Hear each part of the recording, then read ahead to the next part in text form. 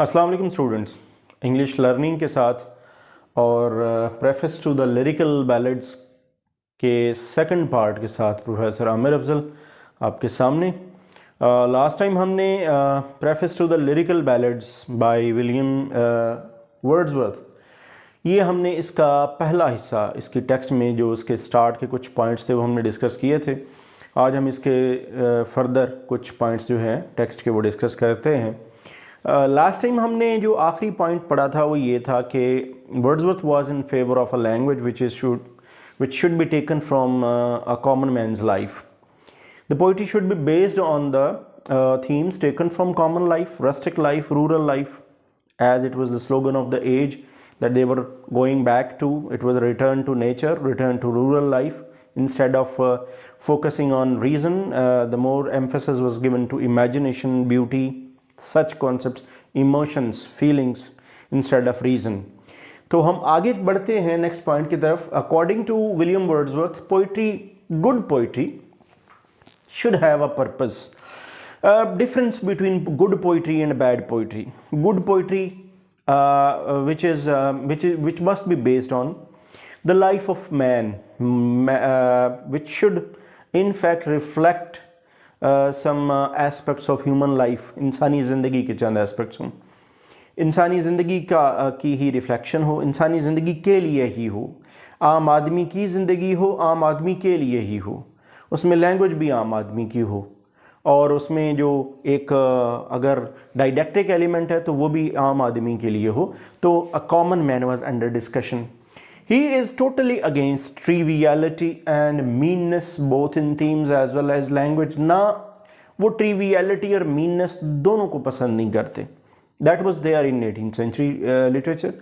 Triviality, trivial themes instead of grand themes, trivial subjects instead of grand subjects, mean aspects of life or mean kind of language. It was already prevalent in 18th century. So he was totally against such types. Not only in themes, उन्होंने कहा themes लेने, sublime theme लें, सब्लिमिटी हो, human life हो, divinity हो, सब्लिमिटी हो इन themes में, और सिंपल और रस्टिक लैंग्वेज में आप उसको प्रेजेंट करें। So he was totally against triviality and meanness both in themes as well as language. Spontaneous overflow of powerful feelings की बड़ी बात सुनते हैं। Poetry is spontaneous overflow of powerful feelings, but इसमें एक चीज, mere spontaneous overflow of powerful feelings enough नहीं है, इसमें कुछ और भी ऐड करना। That is organic sensibility. Organic sensibility का मतलब क्या है?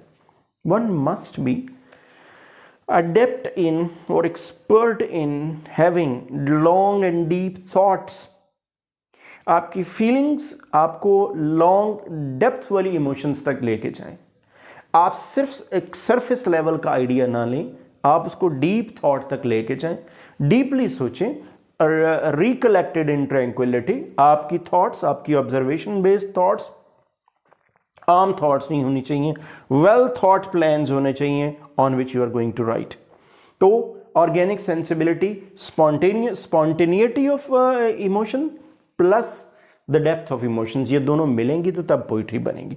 सो ये एक मिसअंडरस्टैंडिंग है अबाउट विलियम वर्ड्सवर्थ पोइट्री की, ये जिस mere spontaneous overflow of powerful feelings होना, ये ऐसी बात नहीं है। It needs also the organic sensibility. More importance is given to feeling rather than situation. ये बात बड़ी दफ़ा आपको इसमें रिपीट होती हुई नजर आएगी इनके प्रेफेस में। He gives more emphasis to feeling instead of situation. Feeling is more important.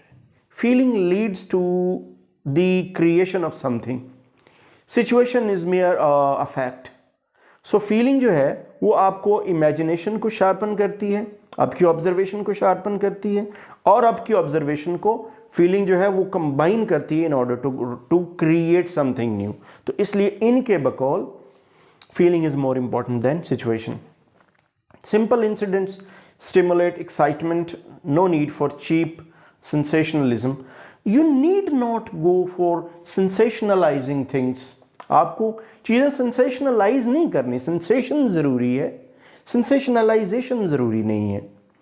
आपको आम लाइफ के जो एक्सपीरियंसेस हैं आपको सिंपल इंसिडेंट्स हैं लाइफ के, कॉमन मैन, कॉमन लाइफ, आम जिंदगी के themes, human relationships, man versus nature, man versus man, man living in relationships, love, hatred, jealousy, मिलते जुलते ह्यूमन रिलेशंस, इंसानी ज़िंदगी के इंसिडेंट्स, आम जो इंसिडेंट्स है ये सही रॉ मटेरियल है। इंस्टेड ऑफ आप सेंसेशनलाइज करें, आप ज़रूरत से ज़्यादा उनको कलरिंग ऑफ आप एग्जैजरेट करें ये एग्जैजरेशन तो 18th सेंचुरी का खासा था और उसी के अगेंस्ट तो ये सारा रिवोल्ट हुआ। So that's why he was against this cheap sensationalism. He wanted to restore the dead sensibility of man. वो जो इंसान की सेंसिबिलिटी, इंसान की डीप डेप्थ वाली थॉट मर रही थी उस एज में, इमेजिनेशन, क्रिएटिव फैकल्टी डेड होती जा रही थी, उसको रिस्टोर करना चाह रहे हैं by following simple incidents. Avoid sensational situation बात हो गई। More emphasis is given to pure feelings. Pure feelings are more important rather than situations. Language किस तरह की इंट्रोड्यूस करवाई जाए? There is the introduction of real language of man and avoidance of poetic diction. वो फ़र्क ज़रा थोड़ा समझिएगा my dear students. Real language of man, real language of man, real language spoken by man, uttered by men, understood by men। Cognitive इंसान की जो एक सलाहियत है उसमें डेवलप होने वाली लैंग्वेज होनी चाहिए instead of poetic language. Poetic language की जब वो बात करते हैं तो वो बात करते हैं शायद आर्टिफिशियलिटी की। There must be no foreign element, there must be no artificiality. Ordinary speech, ordinary people, no elevated style is needed. So no essential difference between language of prose and poetry, ये इनका ख्याल है जिसके against है Coleridge. वो कहते हैं मेरी नज़र में तो पोइट्री ऑफ प्रोज और poetry of language of prose and language of poetry दोनों में कोई फ़र्क नहीं होना चाहिए। हाँ, फ़र्क क्या है? राइम, रिदम, मीटर का फ़र्क है, वो हम आगे डिस्कस करते हैं। Distinction of poetry lies in the selection of language really spoken by man. Distinct कैसे होगी लैंग्वेज को? लैंग्वेज को डिस्टिंक्ट करना है डिफरेंट टाइप्स ऑफ पीपल, लोग आम ही होंगे। पोइट्री, मेरी poetry according to William Wordsworth, जो उनकी पोइट्री, उनको बाकियों से डिस्टिंग्विश करने का एक ही तरीका है, अगर आपको उनकी लैंग्वेज में कॉमन आदमी का, कॉमन मैन का कलर नज़र आता है तो वो उनकी पोइट्री है। दूसरी बात, पोइट्री को अगर आपने फर्दर डिवाइड करना है तो वो इंसानों की काइंड्स पे किया जा सकता है instead of following some other parameters of language. Then no need for foreign splendors, ये against कहते हैं जी कि मीटर और राइम की कोई जगह नहीं होनी चाहिए। ये फॉरेन स्प्लेंडर्स हैं, फॉरेन आर्टिफिशियलिटीज़ हैं, ये वो आर्टिफिशियलिटीज़ हैं which need not be inculcated in poetry, उनको नहीं शामिल नहीं होना चाहिए। It needs only true taste and feelings and conveying of thought to readers. उनके ख्याल में आपको पोइट्री में अपने थॉट को कन्वे करने के लिए आपको मीटर और राइम से ज़्यादा प्योर फीलिंग्स और थॉट की ज़रूरत है। Only then you can convey your true feelings and spontaneous emotions to the reader. तो ये इनका ख्याल है। सो ये जो आज हमने ब्रीफ सा इसका ओवरव्यू देखा है इसके सेकंड पार्ट का, इसमें वो पोइट्री का पर्पस बताते हैं, सिंपल इंसिडेंट्स को अपनी इंस्पिरेशन की वजह बताते हैं, कॉमन मैन की लैंग्वेज को वो बहुत ज़्यादा एलिवेशन देते हैं और लैंग्वेज में आर्टिफिशियलिटी के अगेंस्ट हैं।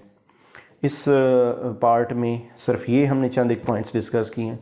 नेक्स्ट पार्ट के साथ और नेक्स्ट पॉइंट्स जो हैं इसके जो टेक्स्ट के हैं उनके साथ दोबारा आपकी खिदमत में हाज़िर होऊंगा।